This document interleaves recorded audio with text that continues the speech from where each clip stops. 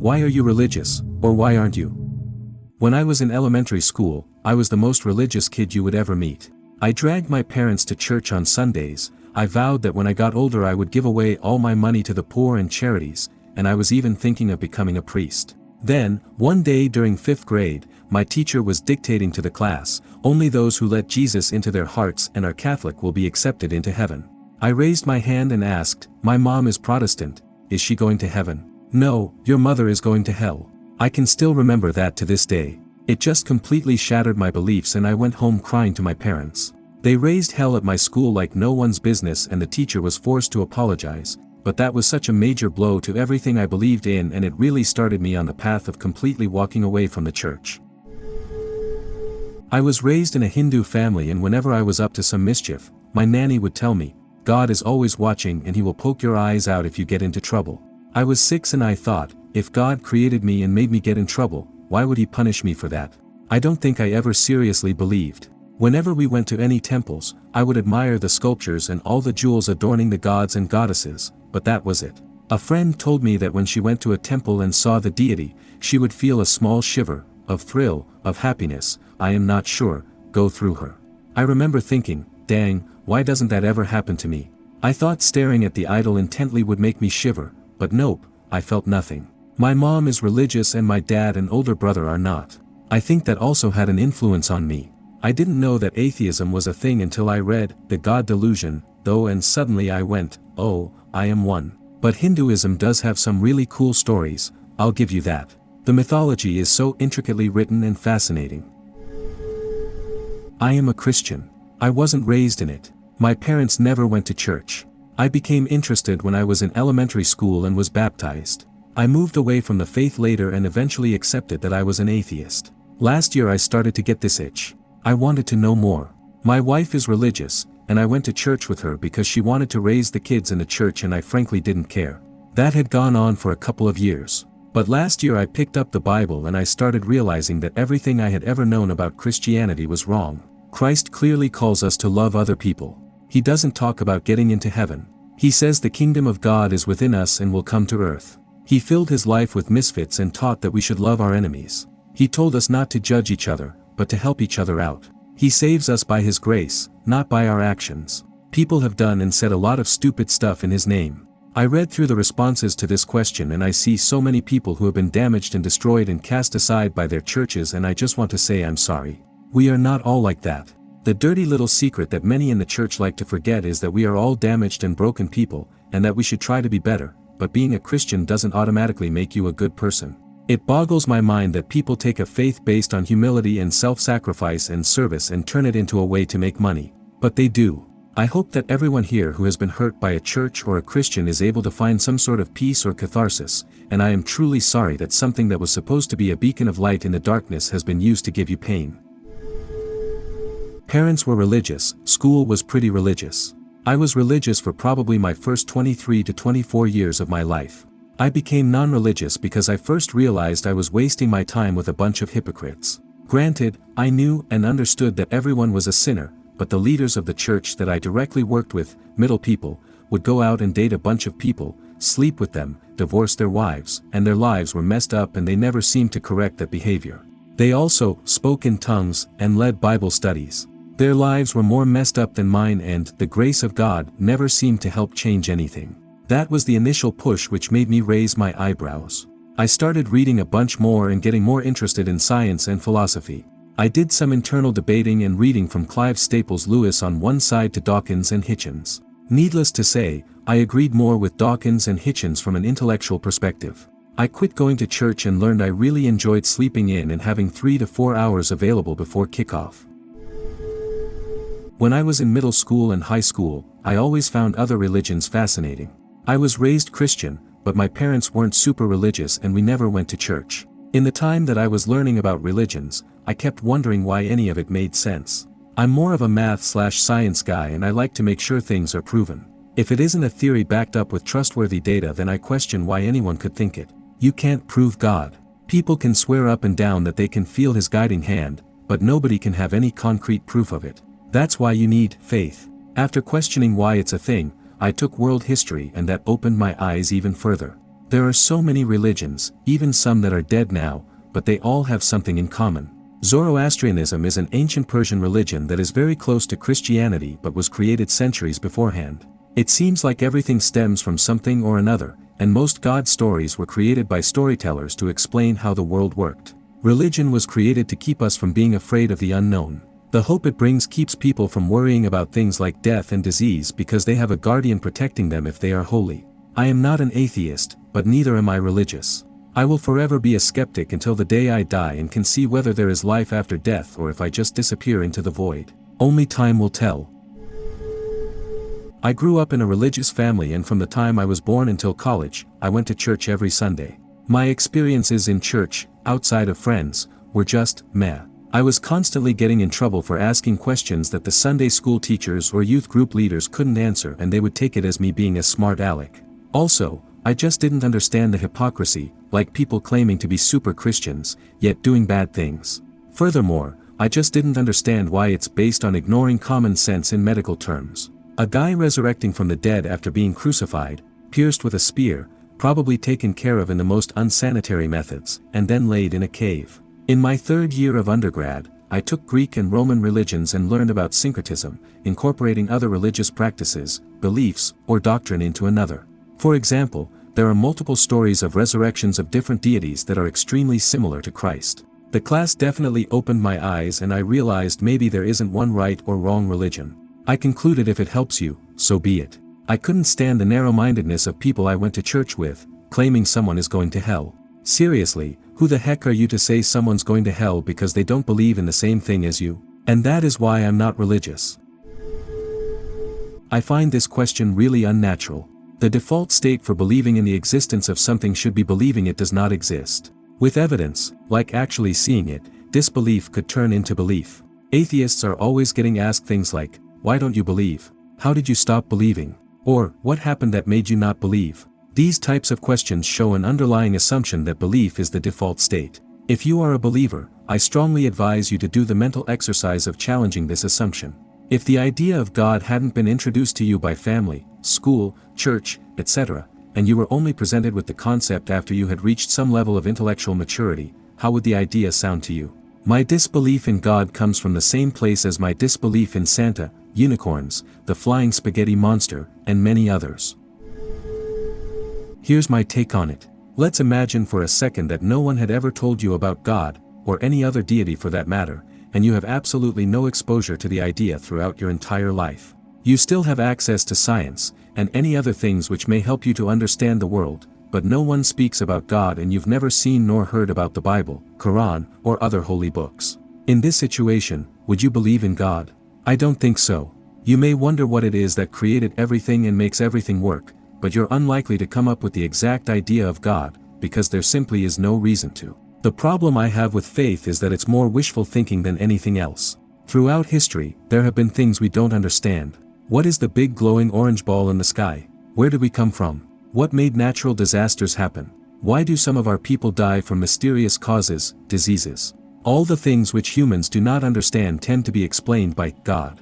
But over time, as we learn more and more about the world, we fill in those blanks. We understand that Earth orbits the Sun, that diseases are caused by microorganisms, not a godly force. In this day and age, the main blanks we have left to fill in are, where did we come from, and who created us? And, what happens when we die? Because we can never truly answer the second one, I think religion will be around for a lot longer. Seeing as no one can tell what happens when you die, there will always be some people who think you will meet God when you die and that He is what created everything. But personally, I've never seen evidence for God, and I'd much rather wait until our understanding has improved before jumping to conclusions based on a holy book. I don't think I'd call myself an atheist. I was raised in church. My older brother is a pastor. My family is devout. I've always enjoyed the churches we've attended. I think the hymns can be beautiful songs from a musical and lyrical standpoint. I think the Bible has things in it that are good in nature, albeit it has bad parts and contradictions alike. I've struggled for years to deconstruct myself and my take on religion. From my view, I've always wanted to feel what my family feels. I've always wanted to understand or experience what they mean by feeling God and the various other expressions, but I just can't. I don't feel those things. I don't see the Bible as infallible. I don't hear God speak to me. I just don't have whatever they have in them that makes them believe it all. I'm a very logical person, so the concept of faith is alien to me. I mean, don't get me wrong, the whole afterlife thing does bother me somewhere deep inside. I feel it's kinda sad that if I died and was wrong, then I theoretically lost my family and my wife and my kids. That's a bummer of a thought, but I've just never had anything that grabbed me and said there is something more out there with evidence. I respect their beliefs, and like many others in the world, I keep mine to myself. That's another conversation I fear having. I don't want the possible excommunication from my family and friends or the overzealous reaction and prayers that come with it. So I guess I just don't and can't believe in it all. Maybe one day they'll be sensible enough to accept me. Till that day comes, I guess I'll just continue onwards quietly and enjoy my time here and my loved ones. I was raised as a Southern Baptist. My grandfather is a preacher, retired now. I used to believe quite strongly, but my faith began to fade in my late teens. One of my problems with religion is that there are so many of them. Practically every culture throughout history has had its own separate religion, and each one believed that theirs was the one. What made me think mine was the right one, and that billions of other people throughout history were wrong and are burning in hell? Was I just lucky enough to be born into a family that believed the right religion? That's bullshit. Clearly, religion is just an attempt to explain a frightening and complex world we don't understand. On a personal level, I also had a bad experience. I had been an active member of my church's youth group for years, then I got my girlfriend pregnant in high school. You'd have thought I murdered someone. A lot of people treated me like crap because of it, not everyone of course, but enough that it hurt. Where was the undying love and compassion they preached about? I sure could have used it at that time in my life. My parents are religious, and I went to a religious elementary school and junior high. I participated in rigorous Bible study programs and youth groups. I did various ministry activities, some voluntarily, others forced by my parents, depending on where I was with my faith at the time. I took the studying very seriously and always tried to have a personal understanding. I would question things and study with an appropriate level of skepticism so that I wouldn't be blindly following. As I got older, the questions became larger, and more doubt developed. Eventually, I fell out of the routine of studying, and my parents allowed me to make my own choice, so I basically stopped cold turkey. For me, religion and spirituality is a very personal thing, and I could never tell someone what they feel is wrong. I still have a larger sense of spirituality that I can't simply explain, but I also find it difficult to accept. At this point, I consider myself agnostic because I think it is truly impossible for us to understand our universe's origin. As we understand it, things can't come from nowhere, but that is completely illogical, because how did matter come to exist at all? I just think there are certain things that we can't understand, and people will always try to explain them with science or religion, but in the end, does it really matter? In some sense, religion is easier. I still frequently discuss religion, and part of me wants to believe, but that other part simply can't. I am not religious.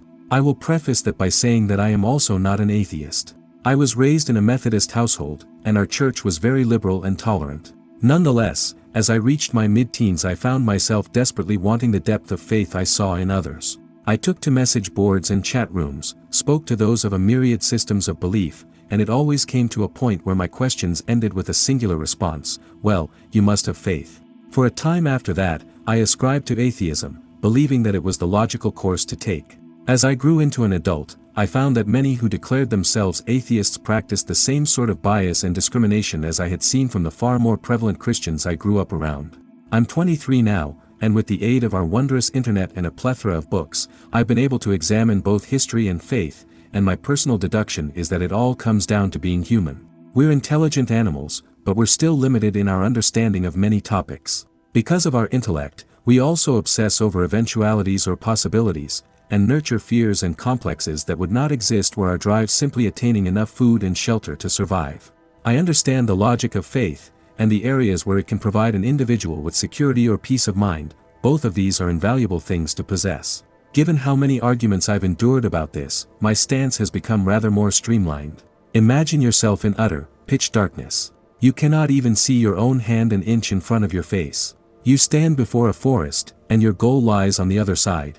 You absolutely must pass through it, and as you do you hear the crackle of leaves, nocturnal predators and prey, snapping twigs and the small fits of slumbering creatures. Your mind, possessing the towering drive for creativity which it does, fills your head with nightmare visages and slavering maws? Is it easier to simply say, I must do this, and so despite my fears I will press on, or to give that fear up, to believe that your actions are ordained, that you are defended by some force beyond your understanding or reckoning? That to simply clutch at a talisman or invoke a name carries with it the power to see you safely on your way? It is my humble belief that faith of one stripe or another will exist until mankind eradicates every gap of knowledge in the known universe. So long as those gaps exist, fear will fill them and men will do their best to plaster those fears with duct tape and faith. For me, to simply exist with the functions of a human being is enough. I do what I can to thrive in the moment, and take great joy and comfort in the simple mechanics of living, breathing, and feeling the sun beat down upon my back. I would love to have the certainty provided by a deep and abiding faith, but it remains beyond me and probably always will. I was never a huge fan of organized religion. I used to be that jerk atheist, but I've calmed down a lot since becoming a huge fan of astrophysics. Just the vastness of the universe inspires enough awe within me without having to marvel at a deity. The universe is my deity in a way. I also don't believe in an afterlife. Most people are scared to death of the fact that once you're dead, that's it, no more you, period. I feel the opposite. The idea of simply unbeing once you're dead gives me a great amount of inner peace, as I struggle with mental health issues and I look forward to the day when I no longer am, residing in nothingness and silence. Science serves as my dogma and its philosophical implications serve as my afterlife. Knowing the matter that comprises my body will eventually be a part of the earth is my idea of reincarnation, and it gives me enough comfort without the need for religious authorities, prayer sites, or ancient texts. One of two things must be true. Either there's an all-knowing, all-powerful, loving God that's willing to let poverty, hunger, illness, and war kill millions, if not billions, throughout history. This God must also be willing to let us knowingly destroy our own planet and environment to the point that we're entering the sixth mass extinction event. This God must also be willing to only let itself be known by rapturous events that are similar to a mild psychosis or by misinterpretation of natural events that occur. This God must also be willing to send untold numbers of our ancestors, who believers claim it loves, unto damnation for lack of belief in it or its only Son, which is also a ridiculous concept in and of itself. And it leaves absolutely no evidence of its existence anywhere save for the misinterpretation of natural events or mild psychosis events I mentioned earlier. Or it doesn't exist. Extraordinary events and occurrences require extraordinary evidence to be facts. But there is no evidence of God outside of Holy Writ. Without evidence, you have to reject the notion. Let's talk about the foundation of Christianity real quick. The Roman era is exceptionally well documented. If there was a rabble-rouser in Judea during the period which is claimed as Christ's life, or even a crucifixion event relating to his purported activities, we'd have the records in some form, or even fragments of it at a bare minimum. We don't. Even the names given to Christ's family, and the birth name of Christ, are basically generic for the era. The birth name of Christ is Yeshua, which has been found to be one of the most common names among those men living in Judea. Miriam, Yeshua's mother, and Yosef, his father, are common names to the point of being generic once again in Judea during the era. These things don't bode well for the existence of Christ. When combined with things like the existence of the Gnostic texts, the obvious bias within the Bible towards addressing the issues of the era of the First Council of Nicaea, and the obvious parallels to Mithraism in the Christian belief system in order to maintain control over the imperial armies, where Mithraism was rampant, there's little to no chance that he ever existed. It's like saying Zeus exists because the stories of Heracles' labors exist. It's basically a self-feeding delusion. I was raised Catholic. I went to church every Sunday and classes every Monday growing up. I still go on holidays to make my mother happy. The reason why I'm not into organized religion is hypocrisy. While I've never believed that humans are infallible or don't have weaknesses, I won't follow those who preach one thing and do another. Why would I trust what you're saying about God and how to treat one another when you don't follow those teachings? I think I gave up once I started realizing that religion was always a way to get rich, teach others that a group of people were wrong or going to hell, or take advantage of others who trust you, especially children and parents. While I don't believe in creationism or strict Bible stories, I like to believe that it's more of a metaphor on how to live your life. I was raised by religious parents, in a religious community in a country where religion still has power over certain political agendas, and there have been huge scandals exposed in recent years. I see the harm of organized religion and have always been expected to behave a certain way under this religion. Anything else is disrespectful. Through my teenage years, certain things just didn't seem to fit together. I don't like the idea of organized religion. I believe that whether there is a God or not should be a personal thing, and people should just be respectful of others' views instead of trying to force them to obey what their religion believes.